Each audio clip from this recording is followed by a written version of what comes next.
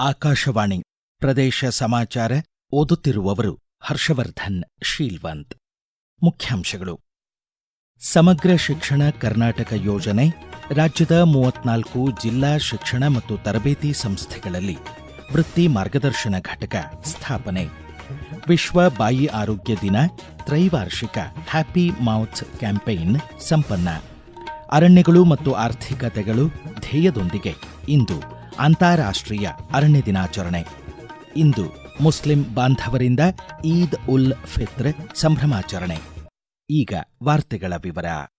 ಸಮಗ್ರ ಶಿಕ್ಷಣ ಕರ್ನಾಟಕ ಯೋಜನೆ ಅಡಿ 2025-26ನೇ ಶೈಕ್ಷಣಿಕ ವರ್ಷದಲ್ಲಿ ರಾಜ್ಯದ 34 ಜಿಲ್ಲಾ ಶಿಕ್ಷಣ ಮತ್ತು ತರಬೇತಿ ಸಂಸ್ಥೆಗಳಲ್ಲಿ ವೃತ್ತಿಪರ ಮತ್ತು ವೃತ್ತಿ ಮಾರ್ಗದರ್ಶನ ಘಟಕಗಳನ್ನು ಸ್ಥಾಪಿಸಲಾಗುತ್ತಿದೆ. ಡಯಟ್ ವೃತ್ತಿ ಮಾರ್ಗದರ್ಶನ ಘಟಕದ ಮೂಲಕ ಆಯಾ ಜಿಲ್ಲೆಯ ಎಲ್ಲ ಶೈಕ್ಷಣಿಕ ಸಂಸ್ಥೆಗಳು ಹಾಗೂ ಲಭ್ಯವಿರುವ ಎಲ್ಲ ಕೋರ್ಸ್ಗಳ ಬಗ್ಗೆ ಒಂದೇ ಸೂರಿನಡಿ ಮಾಹಿತಿ ದೊರೆಯುವಂತೆ ಯೋಜಿಸಲಾಗುತ್ತಿದೆ. ಪ್ರೌಢಶಾಲೆ ಹಾಗೂ ಪದವಿ ಪೂರ್ವ ಕಾಲೇಜಿನ ವಿದ್ಯಾರ್ಥಿಗಳು ಅವರ ಆಸಕ್ತಿ ಹಾಗೂ ಸಾಮರ್ಥ್ಯಕ್ಕೆ ಅನುಗುಣವಾಗಿ ಭವಿಷ್ಯದ ವೃತ್ತಿಜೀವನದ ಬಗ್ಗೆ ಜಿಲ್ಲಾ ಕೌಶಲ್ಯಾಭಿವೃದ್ಧಿ ಸಂಸ್ಥೆ, ಜಿಟಿಟಿಸಿ, ಐಐಟಿ, ಐಐಟಿ, ಕೃಷಿ ವಿಶ್ವವಿದ್ಯಾಲಯ ಸೇರಿದಂತೆ ಹಲವು ವಿಶ್ವವಿದ್ಯಾಲಯಗಳ ತಜ್ಞರಿಂದ ಮಾರ್ಗದರ್ಶನ ಪಡೆಯಬಹುದು.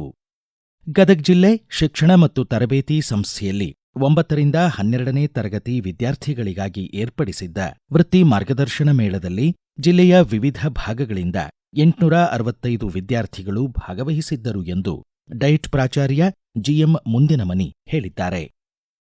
ಸುದೃಢ ಬಾಯಿ ಸಂತೋಷಕರ ಜೀವನ ಧ್ಯೇಯದೊಂದಿಗೆ ವಿಶ್ವ ಬಾಯಿ ಆರೋಗ್ಯ ದಿನ ಆಚರಿಸಲಾಯಿತು. 3 ವರ್ಷಗಳ ಕಾಲ ನಡೆದ ಹ್ಯಾಪಿ ಮೌತ್ ಕ್ಯಾಂಪೇನ್ ಸಂಪನ್ನಗೊಂಡಿತು. ನಿಯಮಿತ ದಂತವೈದ್ಯರ ಭೇಟಿ ನಮ್ಮ ಮುಗುಳ್ನಗೆಯನ್ನು ಚಿರಕಾಲ ಕಾಪಾಡಬಹುದು ಎಂದು ಜನಜಾಗೃತಿ ಮೂಡಿಸಲಾಯಿತು. ಉತ್ತಮ ದಂತ ಆರೈಕೆ ಕೇವಲ ಸುಂದರ ನಗುವಿಗೆ ಸೀಮಿತವಾಗಿಲ್ಲ, ನಮ್ಮ ಆರೋಗ್ಯದ ಮೇಲೆ ಧನಾತ್ಮಕ ಪರಿಣಾಮ ಬೀರುತ್ತದೆ ಎನ್ನುತ್ತಾರೆ ಧಾರವಾಡದ ಶ್ರೀ ಧರ್ಮಸ್ಥಳ ಮಂಜುನಾಥೇಶ್ವರ ದಂತವೈದ್ಯಕೀಯ ಮಹಾವಿದ್ಯಾಲಯದ ಚಿಕ್ಕ ಮಕ್ಕಳ ದಂತ ಆರೈಕೆ ವಿಭಾಗದ ಪ್ರಾಧ್ಯಾಪಕ ಡಾ ವಿಜಯ್ ಅಶೋಕ್ ತ್ರಾಸದ್. ವಿಶ್ವ ಆರೋಗ್ಯ ಸಂಸ್ಥೆ ಪ್ರತಿ ವರ್ಷ ಮಾರ್ಚ್ 20 ಜಾಗತಿಕ ಬಾಯಿ ಆರೋಗ್ಯ ದಿನವನ್ನಾಗಿ ಆಚರಿಸುತ್ತದೆ. ಬಾಯಿ ಆರೋಗ್ಯ ನಮ್ಮ ದೇಹದ ಒಟ್ಟಾರೆ ಆರೋಗ್ಯದ ಪ್ರಮುಖ ಪಾತ್ರ. ನಮ್ಮ ಹಲ್ಲುಗಳು ಮತ್ತು ಬಾಯಿ ಆರೋಗ್ಯ ಚೆನ್ನಾಗಿದ್ದರೆ ನಾವು ಸರಿಯಾಗಿ ಆಹಾರವನ್ನು ಅಗೆಯಬಹುದು, ಸರಾಗವಾಗಿ ಮಾತನಾಡಬಹುದು ಮತ್ತು ಆತ್ಮವಿಶ್ವಾಸದಿಂದ ನಗಬಹುದು. ಆದರೆ ವಿಶ್ವ ಆರೋಗ್ಯ ಸಂಸ್ಥೆಯ ವರದಿಯ ಪ್ರಕಾರ 50% ಅಥವಾ 60% ಜನರು ಬಾಯಿ ಆರೋಗ್ಯ ಸಮಸ್ಯೆಯಿಂದ ಬಳಲುತ್ತಾರೆ. ಇದರಲ್ಲಿ ಪ್ರಮುಖವಾಗಿ ಹುಳುಕು ಹಲ್ಲಿನ ಸಮಸ್ಯೆ, ಒಸಡಿನ ಆರೋಗ್ಯದ ಸಮಸ್ಯೆ ಮತ್ತು ಬಾಯಿಯ ಕ್ಯಾನ್ಸರ್ ಇವು ಪ್ರಮುಖವಾದ ಬಾಯಿಯ ರೋಗಗಳು. ನಾವು ಸರಿಯಾಗಿ 2 ಬಾರಿ ಬ್ರಷಿಂಗ್, ಕನಿಷ್ಠ 2 ನಿಮಿಷ ಮಾಡಬೇಕು. ಡೆಂಟಲ್ ಫ್ಲಾಸಿಂಗ್, 2 ಹಲ್ಲುಗಳ ಮಧ್ಯ ಸ್ವಚ್ಛ ಮಾಡುವ ವಿಧಾನ ಮತ್ತು ತುಂಬಾ ಸಿಹಿಯಾದ ಪದಾರ್ಥಗಳನ್ನು ಬಾರಿ ಬಾರಿ ತಿನ್ನುವುದನ್ನು ನಾವು ಬಿಡಬೇಕು. ಮತ್ತು ಊಟವಾದ ನಂತರ ನಾವು ಬಾಯಿಯನ್ನು ಮುಕ್ಕಳಿಸಬೇಕು. ಗುಟಕ ಮತ್ತು ತಂಬಾಕು ಸೇವನೆಯಂತಹ ದುಶ್ಚಟಗಳಿಂದ ದೂರ ಉಳಿದ್ರೆ ನಾವು ಕ್ಯಾನ್ಸರ್ ನಂತಹ ಭಯಂಕರ ರೋಗಗಳಿಂದ ನಾವು ನಮ್ಮನ್ನು ಕಾಪಾಡಿಕೊಳ್ಳಬಹುದು. ನಮ್ಮ ಬಾಯಿ ಆರೋಗ್ಯ ನಮ್ಮ ಸರ್ವತೋಮುಖ ಆರೋಗ್ಯದ ಕನ್ನಡಿ. ಇಂದಿನ ಮತ್ತು ಭವಿಷ್ಯದ ಪೀಳಿಗೆಗಳಿಗೆ ಹಾಗೂ ಸುದೃಢ ಮತ್ತು ಆರೋಗ್ಯಯುತ ಆರ್ಥಿಕತೆಗಳಿಗೆ ಅರಣ್ಯಗಳು ಅನಿವಾರ್ಯ. ಅರಣ್ಯಗಳು ಮತ್ತು ಆರ್ಥಿಕತೆಗಳು ಎಂಬ ಧ್ಯೇಯದೊಂದಿಗೆ ಅಂತಾರಾಷ್ಟ್ರೀಯ ಅರಣ್ಯ ದಿನವನ್ನು ಇಂದು ಆಚರಿಸಲಾಗುತ್ತಿದೆ. ವಿಶ್ವಸಂಸ್ಥೆಯ ಸಾಮಾನ್ಯ ಸಭೆ 2012 ಮಾರ್ಚ್ 21 ಅಂತಾರಾಷ್ಟ್ರೀಯ ಅರಣ್ಯ ದಿನವನ್ನಾಗಿ ಘೋಷಿಸಿತು.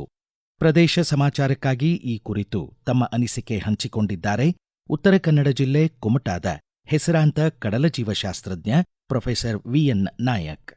ವಿಶ್ವದಾದ್ಯಂತ ಅಭಿವೃದ್ಧಿಯ ಹೆಸರಿನಲ್ಲಿ ವಿನಾಶಗಳು ನಿರಂತರವಾಗಿ ನಡೆಯುತ್ತಿದ್ದು ಹೆಚ್ಚಿನ ಪಾಲು ಅರಣ್ಯಕ್ಕೆ ಸೇರಿದೆ. ಗಣಿಗಾರಿಕೆ, ಮರ ಕಡಿಯುವುದು, ಜೀವವೈವಿಧ್ಯದ ನಾಶ, ಹೀಗೆ ಹೆಚ್ಚಿನ ಒತ್ತಡ ಅರಣ್ಯದ ಮೇಲೆ ಬೀಳುತ್ತಿದೆ. ಅತಿಕ್ರಮಣ, ಅಕ್ರಮ ಸಕ್ರಮ, ಹೀಗೆ ಅನೇಕ ದಿಶೆಯಿಂದ ಅರಣ್ಯವನ್ನ ಎಲ್ಲರೂ ಕಬಳಿಸುವ ಪ್ರಯತ್ನವನ್ನ ಮಾಡುತ್ತಿದ್ದ ಇಂಥ ಸಂದರ್ಭದಲ್ಲಿ ಅರಣ್ಯ ದಿನಾಚರಣೆ ಅರಣ್ಯ ರಕ್ಷಣೆಯ ಹೊರೆಯನ್ನ ಸಾರ್ವಜನಿಕರಿಗೆ ನೀಡುವ ಅವಶ್ಯಕತೆ ಇದೆ. ಉತ್ತರ ಕನ್ನಡವನ್ನ ಪರಿಗಣಿಸಿದರೆ ಹೆದ್ದಾರಿಗಳು, ರೈಲ್ವೆ ಲೈನು, ಪಂಪ್ಡ್ ಸ್ಟೋರೇಜ್, ನದಿ ಜೋಡಣೆ, ಅನೇಕ ಯೋಜನೆಗಳನ್ನ ಪಶ್ಚಿಮ ಘಟ್ಟದ ಸಾಲಿನಲ್ಲಿ ಯೋಚಿಸಲಾಗುತ್ತಿದೆ. ಯಾವುದೇ ಅಭಿವೃದ್ಧಿಪರ ಯೋಜನೆಗಳು ಪಶ್ಚಿಮ ಘಟ್ಟದ ಮೇಲೆ ಒತ್ತಡ ನೀಡದಂತೆ ನೋಡಿಕೊಳ್ಳುವುದು ನಮ್ಮೆಲ್ಲರ ಕರ್ತವ್ಯವಾಗಿದೆ. ಪಶ್ಚಿಮ ಘಟ್ಟದ ಜೀವ ವೈವಿಧ್ಯವನ್ನ ಸಂರಕ್ಷಿಸಿದರೆ ಜನಜೀವನ ಉತ್ತಮವಾಗಿ ನಮ್ಮ ಆರ್ಥಿಕತೆಯು ಸುಧಾರಿಸುವ ಸಾಧ್ಯತೆ ಇದೆ. ಈಗ ಪ್ರಕಟಣೆ, ನಂತರ ಪ್ರದೇಶ ಸಮಾಚಾರ ಮುಂದುವರಿಯುವುದು.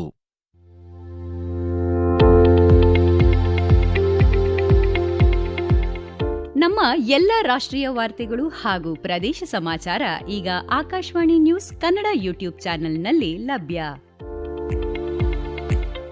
ನಮ್ಮ ಎಕ್ಸ್ ಖಾತೆ ಮತ್ತು ಇನ್ಸ್ಟಾಗ್ರಾಂ ಖಾತೆ ಆಕಾಶವಾಣಿ ನ್ಯೂಸ್ ಕನ್ನಡ. ಹೆಚ್ಚಿನ ಮಾಹಿತಿಗಾಗಿ ನಮ್ಮ ಫೇಸ್ಬುಕ್ ಖಾತೆ ಆಕಾಶವಾಣಿ ವಾರ್ತೆ ಕನ್ನಡವನ್ನು ಅನುಸರಿಸಿ. ಮಾಹಿತಿಗಳ ಹೂರಣ, ವಾರದ ಕಾರ್ಯಕ್ರಮ, ಪ್ರಚಲಿತ ವಿದ್ಯಮಾನ ಪ್ರತಿ ಬುಧವಾರ ರಾತ್ರಿ 9:15 ಪ್ರದೇಶ ಸಮಾಚಾರ ಕೇಳುತ್ತಿದ್ದೀರಿ. ರಂಜಾನ್ ಮಾಸದ ಚಂದ್ರದರ್ಶನದ ಬಳಿಕ ಇಂದು ಶವ್ವಾಲ್ ತಿಂಗಳ ಮೊದಲ ದಿನ ಮುಸ್ಲಿಂ ಬಾಂಧವರು ಈದ್ ಉಲ್ ಫಿತ್ರ್ ಹಬ್ಬವನ್ನು ಆಚರಿಸಲಿದ್ದಾರೆ.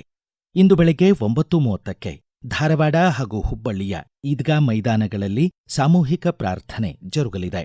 ಈ ಕುರಿತು ಪ್ರದೇಶ ಸಮಾಚಾರಕ್ಕಾಗಿ ಮಾಹಿತಿ ನೀಡಿದ್ದಾರೆ ಹುಬ್ಬಳ್ಳಿಯ ಅಂಜುಮನ್ ಎ ಇಸ್ಲಾಂ ಸಂಸ್ಥೆ ಶಿಕ್ಷಣ ಮಂಡಳಿ ಸದಸ್ಯ ನವೀದ್ ಮುಲ್ಲಾ.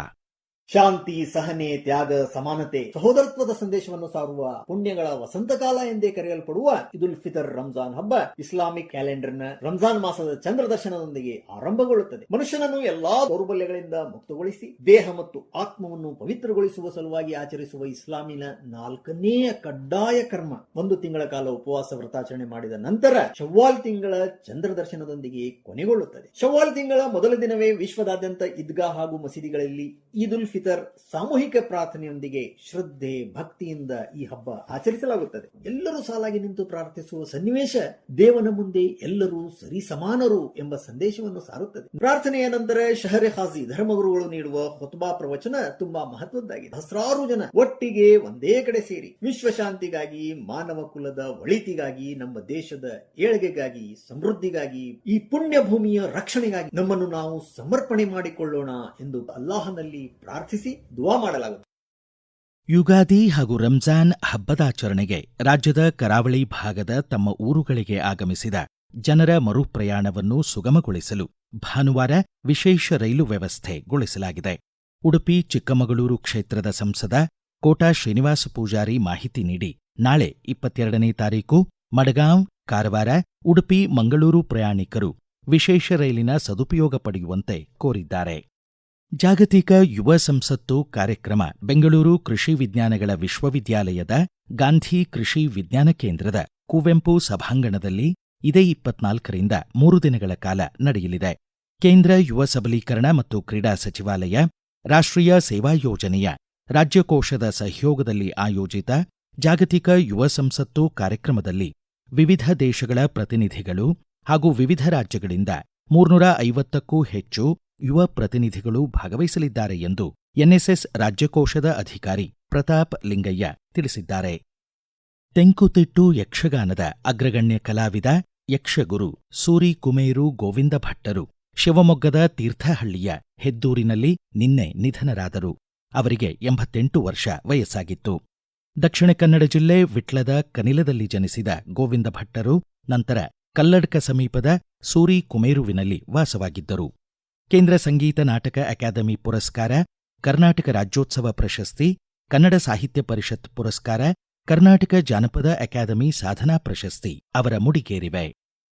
ಧಾರವಾಡದ ಕರ್ನಾಟಕ ಬಾಲವಿಕಾಸ ಅಕಾಡೆಮಿ ನಡಿಗೆ ಪಾಲಕರ ಕಡೆಗೆ ಎಂಬ ವಿಶೇಷ ಕಾರ್ಯಕ್ರಮವನ್ನು ರಾಜ್ಯದ 6 ಜಿಲ್ಲೆಗಳಲ್ಲಿ ಆಯೋಜಿಸಿದೆ ಎಂದು ಅಧ್ಯಕ್ಷ ಅಡಿವೇಶ್ ಇಟಗಿ ತಿಳಿಸಿದ್ದಾರೆ.